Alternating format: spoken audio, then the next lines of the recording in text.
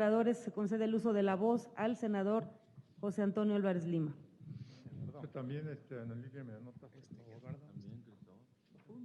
Mínimo, yo casi no participo, soy muy introvertido, muy callado, pero de vez en cuando.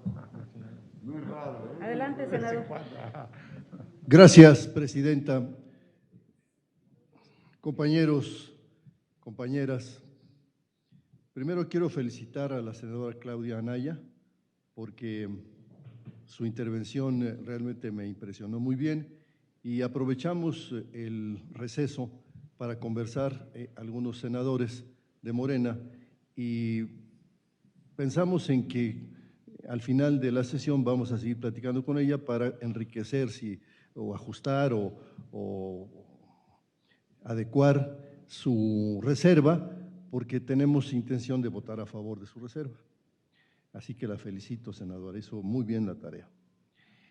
Yo quisiera tener una intervención pues que tiene que ver mucho con mis convicciones personales, que finalmente yo creo que son importantes en esta vida. Yo votaré en sentido positivo, porque la iniciativa va para mí en el sentido correcto, que es el de eliminar la deuda pública de la Federación, de los estados y de los municipios. En mi opinión, el crédito y los intereses son una de las invenciones más abusivas y nefastas de la historia de la humanidad. A través de las deudas públicas, sobre todo, se ha subordinado y esclavizado a las generaciones futuras. Y aunque los argumentos para que se contrate deuda son aparentemente muy atractivos, los resultados siempre han sido catastróficos para las sociedades y muchas veces para los individuos y también para las empresas. En México, por ejemplo, las primeras intervenciones armadas que hubo en contra de nuestra soberanía tomaron como pretexto la deuda. Tanto la primera intervención francesa como después la intervención tripartita, cuando la guerra de los pasteles y con la intervención de Inglaterra, Francia y España, que culminó con la imposición de Maximiliano, se hicieron con pretexto de la deuda. Así que para mí, la deuda es algo verdaderamente nefasto. Por cierto, una de las bases, si no la base más importante con la que ha trabajado y se ha desarrollado y ahora está en crisis el neoliberalismo, es precisamente el engrandecimiento de las virtudes de adquirir deuda.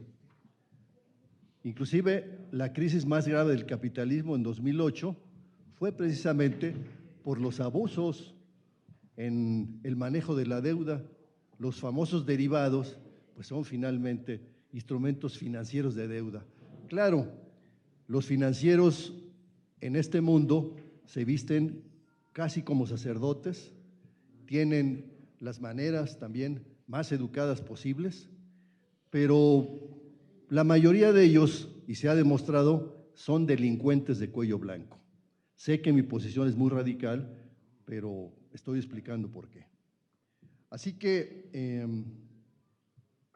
en este sentido, a mí me ha gustado mucho la posición del presidente de la República cuando ha dicho reiteradamente, casi todos los días lo repite, que él no está dispuesto a adquirir y acrecentar más deuda de la que tenemos en México.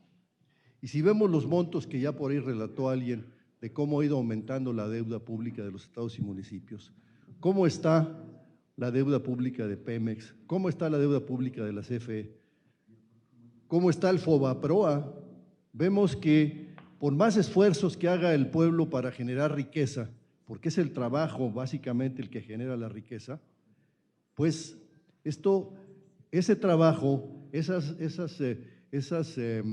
divisas que nos entran, en gran medida se dedican a pagar la deuda que adquirieron otras personas, otros burócratas, otros empresarios.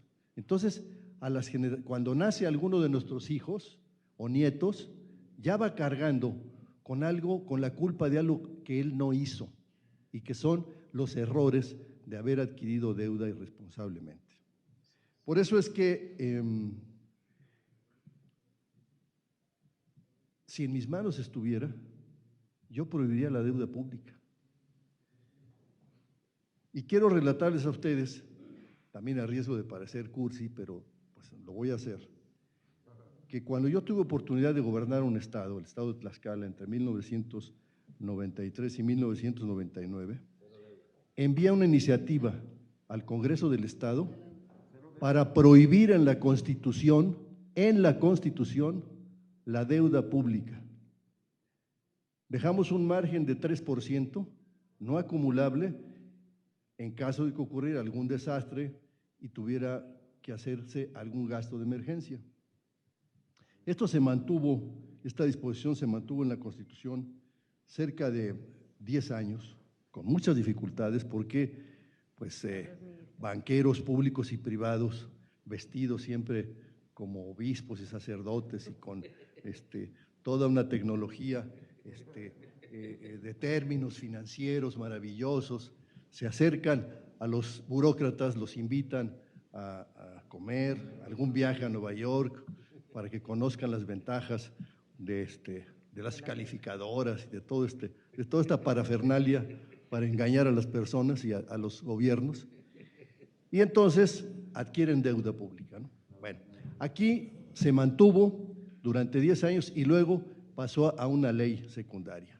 Pero puedo decirles con satisfacción que Tlaxcala es el único estado que no tiene deuda pública y que los estados tampoco, los gobiernos municipales tampoco tienen pública, ni las entidades paraestatales de Tlaxcala.